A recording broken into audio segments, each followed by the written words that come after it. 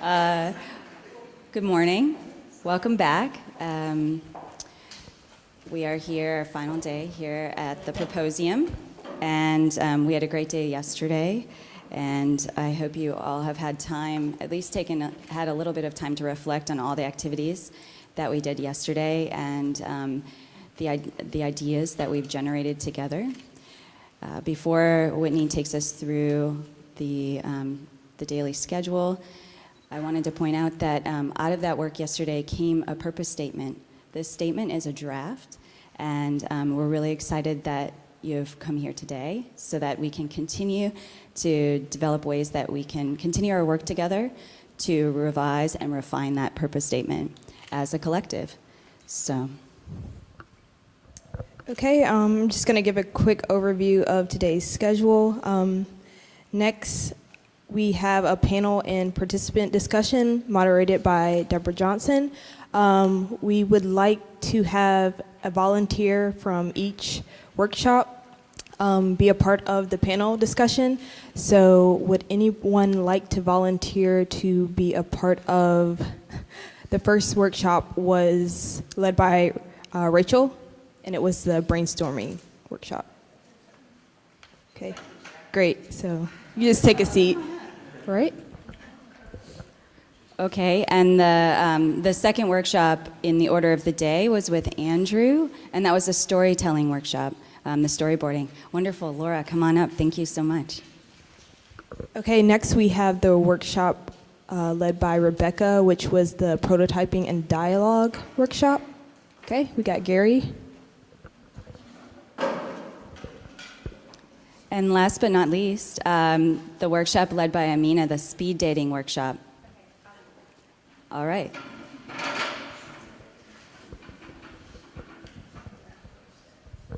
Great, we didn't have to pull any teeth. I like that. So after the panel discussion, we'll have a short break. We'll have an explanation of task forces for the network. After that, we will have concluding remarks, followed by the commitment to task forces and the signing of the founders. And then we will conclude Proposium at 11:30 today. Thank you.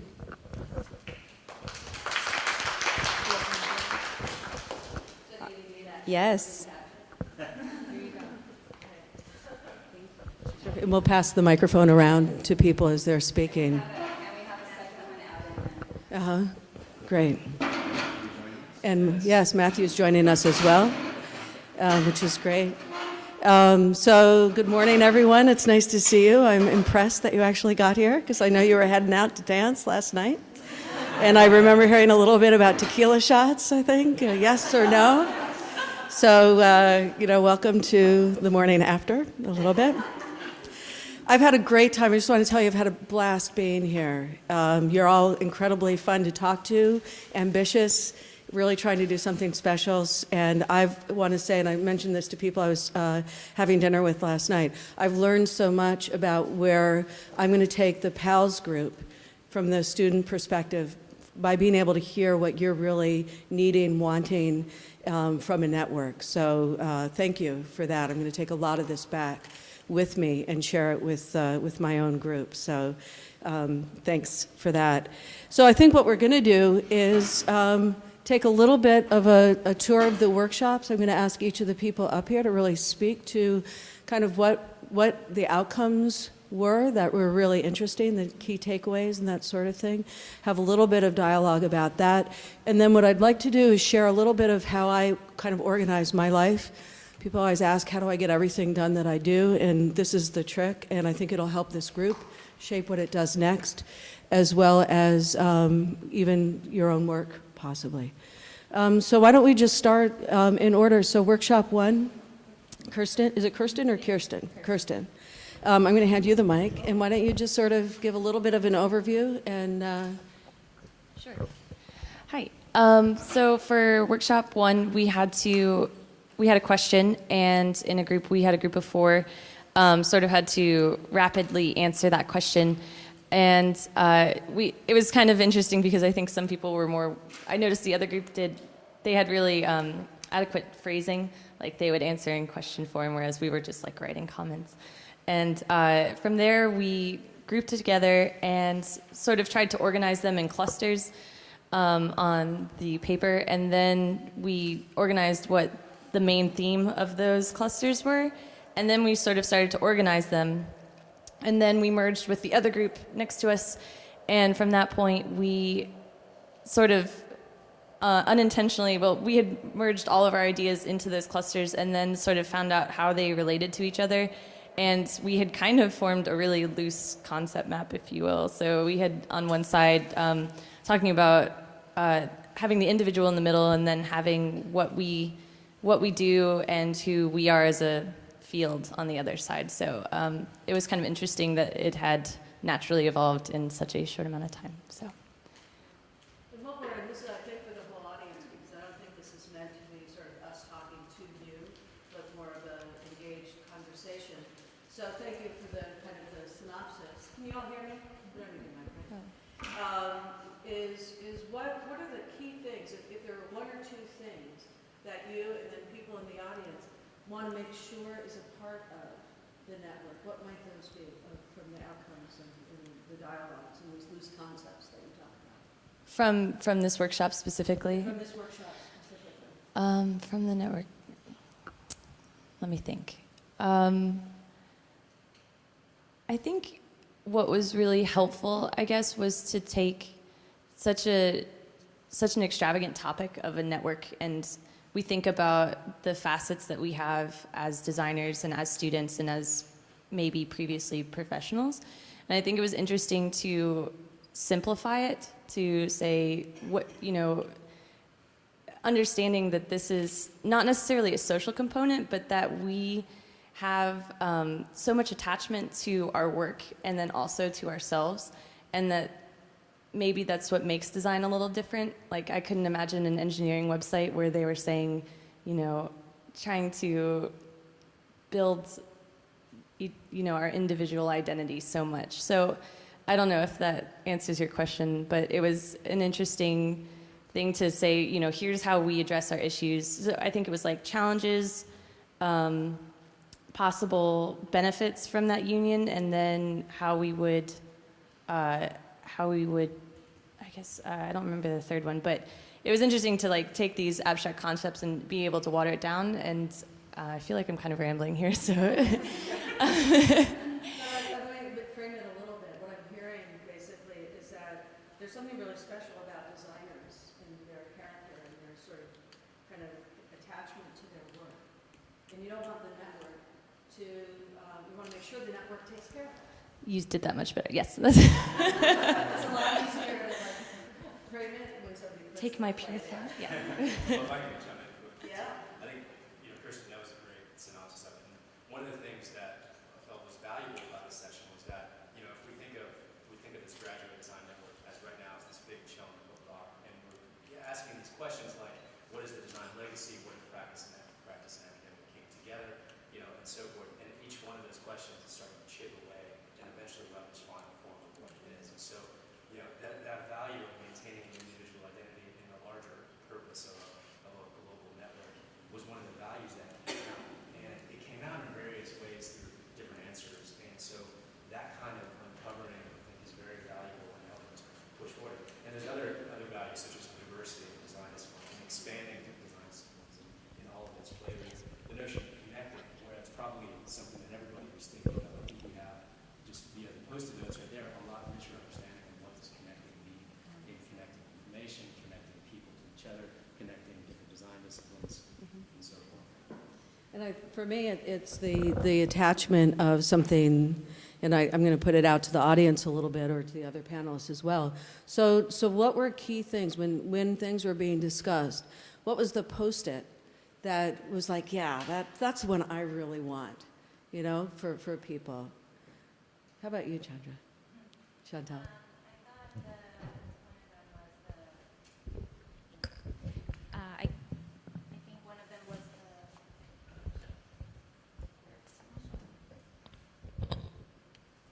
the interchange of cultures. I think they wanted for the video sound. For the video. All right. So one of them was the interchange of cultures. As designers come from, all over the world and all over the United States, so we bring with us all these different values and all these different experiences. So it definitely gives a different perspective to us to have access to, the commentary of other designers from all over. That's great. Anyone else? A special post-it one? Main one up in the left corner. Great.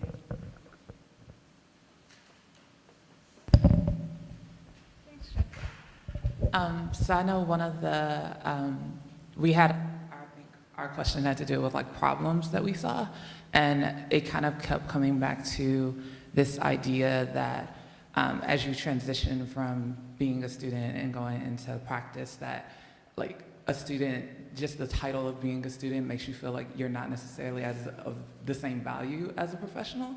And so one of our responses to that was maybe flattening the hierarchy a little bit and making it where we could be on like a level playing field with each other, and to kind of help it be in academia that, your professor isn't necessarily the end-all be-all authority, and that you can, have opinions, and once you get out into practice, that stuff is still relevant. Sorry, Mary.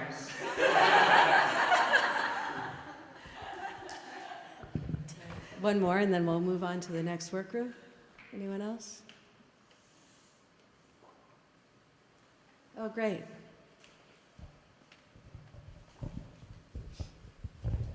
So I worked with Minfei, Nastia, and Deb in our group for this workshop, and one word that came up on the post-it note that kind of struck me as profound or interesting, especially since it was such a culturally diverse group to work in, was the idea of this identity that you're speaking to and this diversity that you're speaking to was personality, and making sure that the network maintains the personality, the accessibility, the warmth and the friendliness that the design community brings.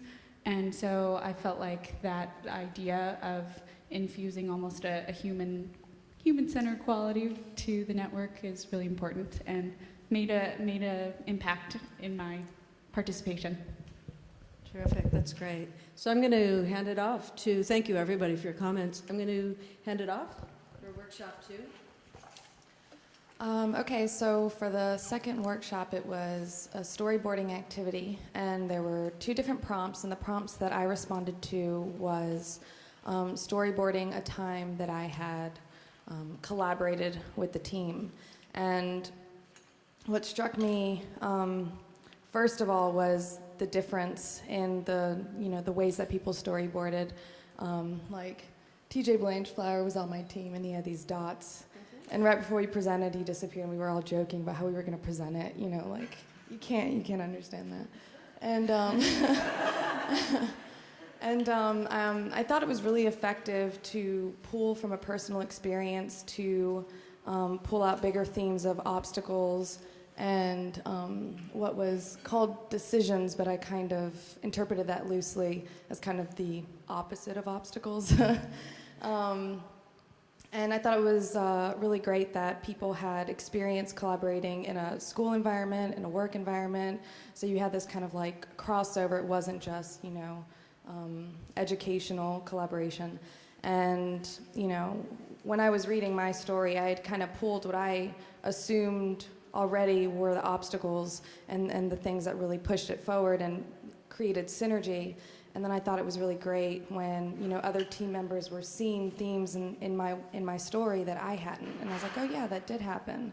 And the fact that everyone had different experiences, like one person in a collaborative project felt like an outsider compared to the other disciplines. She felt outnumbered. And so, to think about the problems and the things that were happening there and how that could probably be avoided. And then mine, it was very, a synergistic experience where we were all just really coming together and making it happen really well. And so kind of pulling from that, and then other people, one of the key points towards where this kind of falls into informing this design network that we want to form is this idea of organic leadership that TJ was talking about in his story, how you bring these people together, so at first there's kind of this forcedness, and then throughout working together, one person kind of emerges as a leader naturally, and those people naturally follow that person instead of, you do this, do that, and it's just kind of not really vibing that way. Another thing that, particularly for the case of someone who felt left out, was a lot of issues with ego and not really letting go and the openness to other perspectives and opinions. And then with my story, I thought there was a nice kind of flow of coming together as a group and discussing things, but then having time to reflect and be by yourself and kind of own this problem a little bit, but then come to the table again as a group and talk about the problems you're having, and not feeling like you have to have all the answers to everything, knowing that the collective knowledge is more important than the individual. That's great. Is anybody interested in adding to that, or some other things? This idea of new themes being discovered that you hadn't thought of seemed to be really kind of a special part of what you got out of that, that we're so good at looking at other people and critiquing other people's work and not necessarily our own, and it relates to the stories as well, possibly. So that was something that, in terms of this network, you want to hang on to. You'd like to be able to do that more with people? Right. I mean, yeah, just the idea of the openness, to have that openness coming into this. I think when people try to hold on to this kind of, I am this, and there's no other way, and I'm right, they're losing so much. And then to open up to the different disciplines of design, and to, that's the way to move forward, and definitely what I think we're striving for. Right. Matthew, do you have, I like new. Well, it's a small comment, but that idea of an ego